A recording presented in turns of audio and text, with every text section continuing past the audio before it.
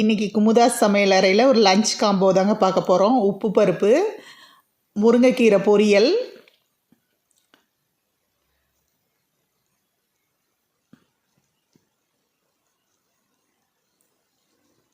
ரசம், புடலங்காய் பொரியல்,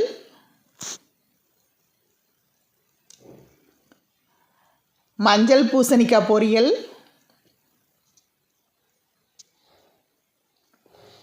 கத்தரிக்காய் சாம்பார்,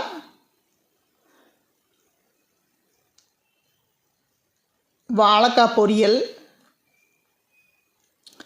இது எல்லாத்தையும் இலையில பரிமாறி பார்த்துடலாங்க.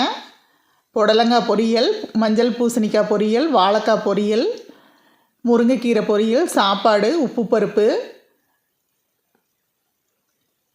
கத்திரிக்காய் சாம்பார், ரசம், தயிர்.